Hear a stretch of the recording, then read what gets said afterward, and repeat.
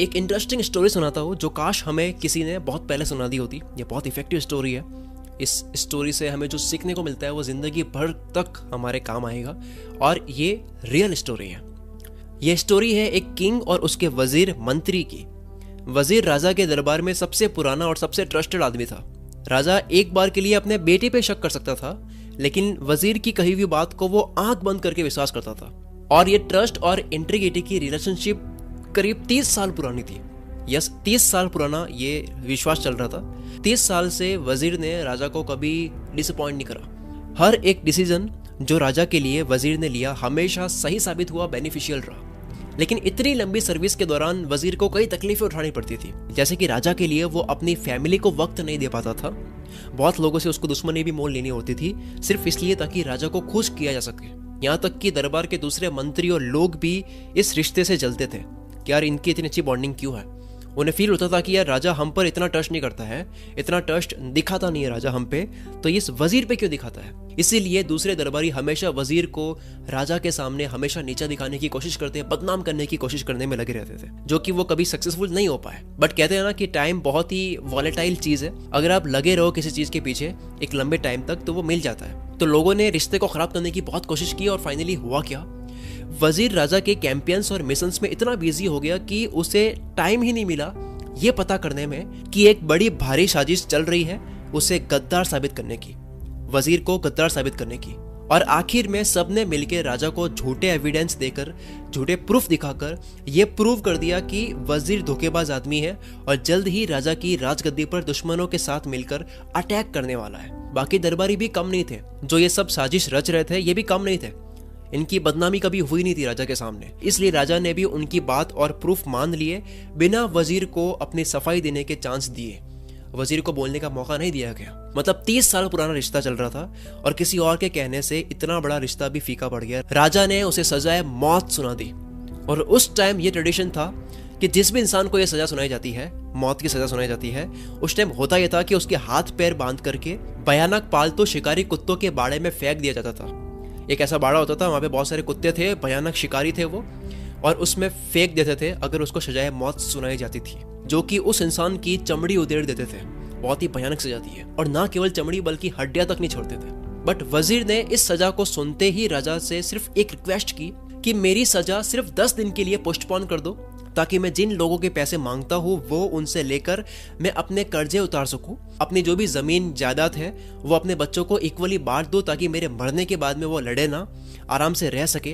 तो राजा ने रिक्वेस्ट को आखिरी इच्छा मानकर एक्सेप्ट कर लिया। ठीक है, 10 दिन पोस्टपोन कर लेते हैं। तो जैसे ही उसको चांस मिल गया, उसके बाद में वजीर घर गया तुरंत भाग करके और 100 गोल्ड कॉइन्स घर से लेकर उस शिकारी के पास पहुंचा जो उन शिकारी कुत्तों को संभालने का काम करता था, देखभाल करने का काम करता था। वही कुत्ते जो 10 दिन बाद में इसी वजीर को खाने वाले हैं। उस इंसान के पास जाने के बाद में, शिकारी के पास जाने के बाद में, वजीर ने 100 गोल्ड कॉइन्स शिकारी को देकर बस उसे ये कहा कि ये 10 दिनों के लिए जो कुत्ते हैं इनकी देखभाल करने के लिए मुझे छोड़ दो, मुझे देखभाल करने दो इनकी, मुझे इनके साथ में टाइम स्पेंड करने दो, इसकी परमिशन मुझे दे दो, मैं आपको बदले में 100 कॉइन्स दे रहा हूँ गोल्ड के। शिकारी को तो गोल्ड कॉइन्स मिल रहे हैं, वो मान भी गया, उसने डील एक्सेप्ट कर ली। और फिर क्या हुआ, नेक्स्ट 10 डेज तक, 10 दिनों तक वजीर उन्हीं कुत्तों के साथ में रहा, उन्हें खिलाता गया, उन्हें शिकार पर ले जाता, उन्हें नहलाता धुलाता, उनके साथ में खेलता। और तो और 10वें दिन तक वो कुत्ते वजीर के हाथों से खा रहे थे खाना। और कुत्ते ऐसे होते हैं जो कभी भूलते नहीं, अगर आप उनके लिए कुछ भी कर लेते हो वो भूलते नहीं, उनको याद रहता है। उसके बाद में 11th डे पर वजीर को राजा के सामने लाया गया। उसकी सजा जो राजा के सामने होनी थी, हाथ पैर उसके बांधे गए वजीर के, उन्हीं शिकारी कुत्तों को सामने डाल दिया गया ताकि वो शिकारी कुत्ते वजीर को खा ले। शिकारी कुत्ते उस पर झपटने लगे, लेकिन उसे खाने के लिए नहीं बल्कि उसके साथ में खेलने के लिए।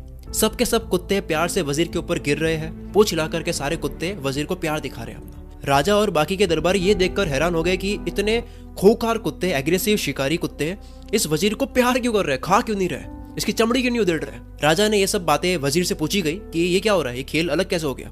वजीर बोला कि महाराज, मैंने इन कुत्तों की सिर्फ 10 दिन देखभाल करी है, सिर्फ 10 दिन की देखभाल की वजह से ये मुझे मारने से मुकर गए, बल्कि मुझे ये प्यार दे रहे हैं।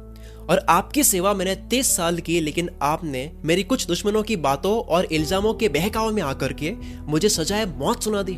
राजा शर्म से पानी पानी हो गया। उसे अपनी गलती का एहसास हुआ, उसकी सजा को माफ किया और उसने वजीर को उसकी पोजीशन फिर से दे दी कि फिर से तुम काम करो, तुम तो विश्वास के लायक हो। और उन सारे दरबारियों को जिन्होंने साजिश रची थी उनको वजीर के हवाले कर दिया, जिन्होंने राजा के कान भरे थे। वजीर चाहता तो उन्हें मौत के घाट उतार सकता था, बट वजीर ने अपने दुश्मनों को, दरबारियों को माफ कर दिया।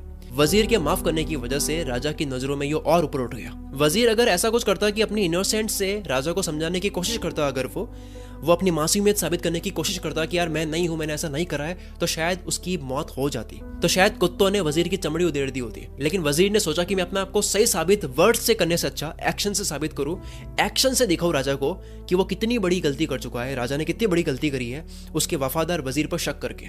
So the lesson is argument करने से अच्छा, बोलकर बताने से अच्छा है कि एक्शन से आप प्रूव करो चीजों को।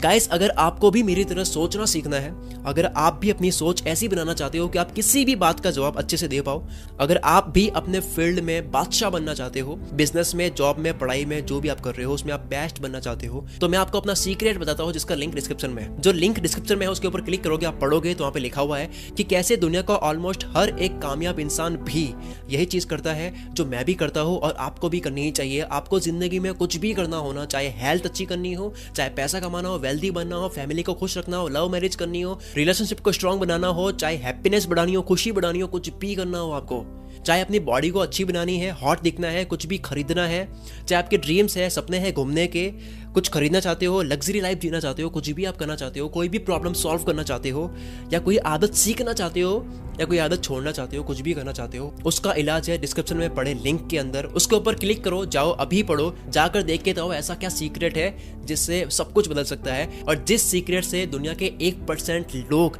बहुत बड़ा कर रहे हैं, 99% नहीं कर पाते ऐसा। Wish you all the very best. मैं शकील कुल मित्र से आपके सपनों को सपोर्ट करता हूँ।